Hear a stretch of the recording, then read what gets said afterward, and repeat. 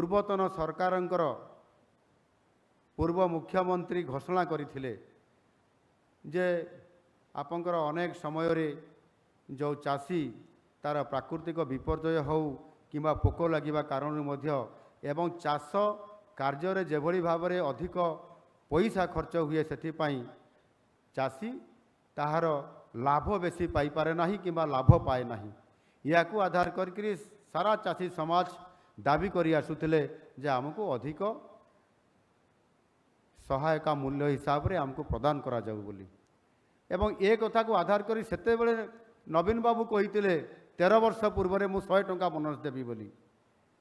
ଆପଣମାନେ ଜାଣିଛନ୍ତି ଆମ ସରକାର ଆସିଲା ପରେ ଏବଂ ଆମେ ମଧ୍ୟ ସରକାର ଆସିବା ପୂର୍ବରୁ ଆମ ଦଳର ଶୀର୍ଷ ନେତୃତ୍ୱ ଘୋଷଣାପତ୍ରରେ ମଧ୍ୟ ସ୍ଥାନ ଦେଇଥିଲେ ଯେ ଆମ ସରକାର ଆସିଲେ ଆମ ସରକାରଙ୍କର ଦ୍ୱାରା ସମୃଦ୍ଧ କୃଷକ ନୀତି ମାଧ୍ୟମରେ ଏକ ସମୃଦ୍ଧ କୃଷକ ଯୋଜନା ଆସିବ ଏବଂ ସମୃଦ୍ଧ କୃଷକ ନୀତି ମାଧ୍ୟମରେ ଧାନ କ୍ରୟ ମୂଲ୍ୟ କ୍ୱିଣ୍ଟାଲ ପିଛା ଯାହା ଆଜି ଦିନରେ କେନ୍ଦ୍ର ସରକାରଙ୍କର ଦ୍ୱାରା ନିର୍ଦ୍ଧାର୍ଯ୍ୟ ହୋଇକରି 2300 ଟଙ୍କା ଅଛି, ଆମେ ଏଥିରେ ଧାନର କ୍ରୟ ମୂଲ୍ୟକୁ ବୃଦ୍ଧି କରି 3100 ଟଙ୍କା ଦେବା ପାଇଁ ଆମେ କ୍ୟାବିନେଟ୍ରେ ଅନୁମୋଦନ କରି ମଧ୍ୟ ଏହାକୁ ଆମେ ଆପଣମାନଙ୍କ ପାଖରେ ପହଞ୍ଚାଇବା ପାଇଁ ବର୍ତ୍ତମାନ କାର୍ଯ୍ୟକ୍ରମ କରୁଅଛୁ। ଏଣୁ ଯାହା ନବୀନ ବାବୁ କହିଥିଲେ ବୋନସ୍ ଦେବେ 100 ଟଙ୍କା ବୋଲି, ଇଏ 13 ବର୍ଷ ଭିତରେ 100 ଟଙ୍କା ଦେବା ବଦଳରେ 1 ଟଙ୍କା ବି ଦେଇପାରିଲେ ନାହିଁ।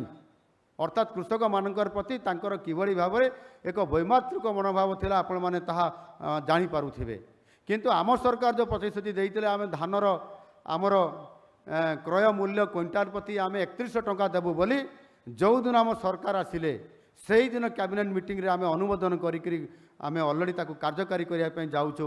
କ୍ୱିଣ୍ଟାଲ ପ୍ରତି ଅଧିକ 800 ଟଙ୍କା ଆମେ ଚାଷୀଙ୍କୁ ଆମେ ତାଙ୍କର ପ୍ରାପ୍ୟ ଆମେ ଦେବା ପାଇଁ ଯାଉଛୁ। 100 ଟଙ୍କା ଦେଇପାରୁନଥିଲା, ଆମେ 800 ଟଙ୍କା ଦେବା ପାଇଁ ଯାଉଛୁ। ଏହା ଅତି ଗୁରୁତ୍ୱପୂର୍ଣ୍ଣ। ଚାଷୀଙ୍କର ନିଶ୍ଚିତ ଭାବରେ ଏଥିରେ ମଙ୍ଗଳ ହିଁ ମଙ୍ଗଳ ହେବ ଏବଂ ସେମାନଙ୍କର ଯେଉଁ କ୍ଷତି ସହୁଥିଲେ ତାହା ସେମାନେ ଲାଭ ପାଇବେ। ଏ ପ୍ରକାର ବ୍ୟବସ୍ଥା ଆମ ସରକାର ଆପଣମାନଙ୍କର ପାଇଁ ଚାଷୀମାନଙ୍କର ପାଇଁ ସାମଗ୍ରିକ ଚାଷୀର ଉନ୍ନତି ପାଇଁ ଏ କଥାକୁ ଆଜି ଘୋଷଣା କରିକି କାର୍ଯ୍ୟକାରୀ କରିବା ପାଇଁ ଯାଉଛନ୍ତି। ଏବଂ ଏ ପଇସା ମଧ୍ୟ ଧାନ ବିକ୍ରି କରିବାର ମାତ୍ର 48 ଘଣ୍ଟା ଭିତରେ ଅର୍ଥାତ୍ 2 ଦିନ ଭିତରେ କୃଷକମାନଙ୍କର ଖାତାକୁ ଡିବିଟି ମାଧ୍ୟମରେ ଏ ପଇସା ଆପଣଙ୍କର ଆକାଉଣ୍ଟକୁ ଚାଲିଯିବ। ଖଟ ଖଟ କରିକି ଯେମିତି ଆମେ ପଇସା ବଟନ ଦବାଇଲେ ଏଠି ପ୍ରଧାନମନ୍ତ୍ରୀ ଆପଣମାନଙ୍କର ପାଖକୁ ପଳେଇ ଆସିଲା, ଠିକ୍ ମଧ୍ୟ ଏ ପଇସା ମଧ୍ୟ ଆପଣ ପାଇବେ।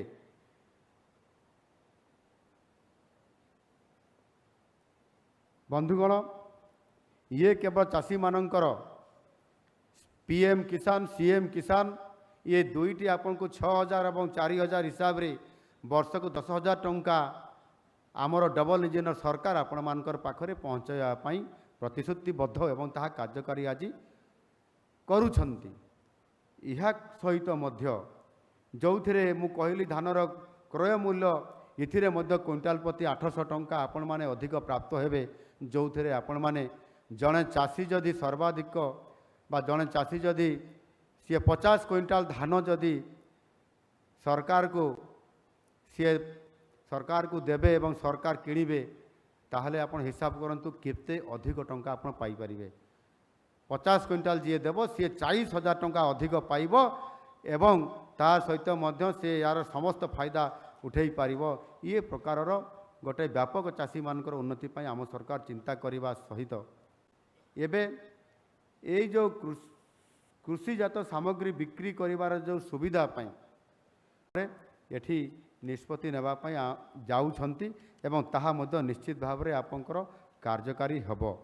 ଯେଉଁଥିରେ କି ଆପଣଙ୍କର ଯେଉଁ କୁହାଯାଉଥିଲା ଆପଣଙ୍କର କଟନୀ ଛଟନୀ ବିଷୟରେ ଏଠି ଆମର ମନ୍ତ୍ରୀ ଗଣ ଏଠି କହିକି ଗଲେ ଆପଣମାନଙ୍କର ପାଖରେ ଯେ କଟନୀ ଛଟନୀ ଆଉ ହେବ ନାହିଁ।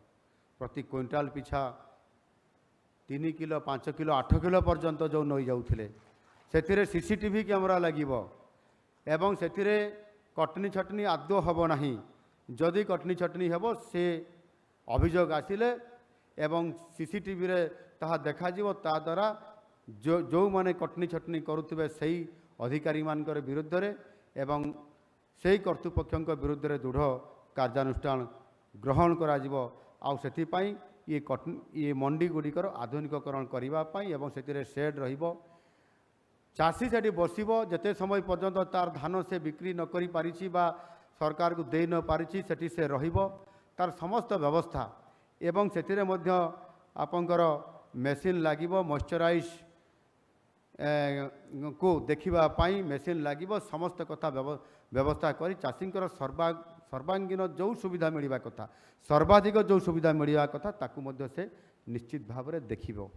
ଏବଂ ତାହା ସହିତ ମଧ୍ୟ ଯେଉଁମାନେ ଚାଷୀ ଭାଇମାନେ ଅଛନ୍ତି, ଆପଣମାନଙ୍କର କ୍ଷୁଦ୍ର ନାମମାତ୍ର ଚାଷୀ ଯେଉଁମାନେ ଅଛନ୍ତି ବିଶେଷ କରି, ଏବଂ କୃଷି ଶ୍ରମିକ ଯେଉଁମାନେ ଅଛନ୍ତି ତାଙ୍କର ପିଲାଙ୍କୁ ମଧ୍ୟ ପାଠ ପଢ଼ିବା ପାଇଁ ଆର୍ଥିକ ବ୍ୟବସ୍ଥା କରିବା ପାଇଁ ଛାତ୍ରବୃତ୍ତି ପ୍ରଦାନ କରିବା ନିମନ୍ତେ ମଧ୍ୟ ଆମ ସରକାର କୃଷି ବିଦ୍ୟା ନିଧି